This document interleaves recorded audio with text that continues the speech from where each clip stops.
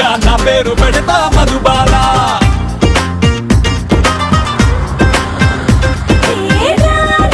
నీ ముద్దు మాటకి నా సొక్కులు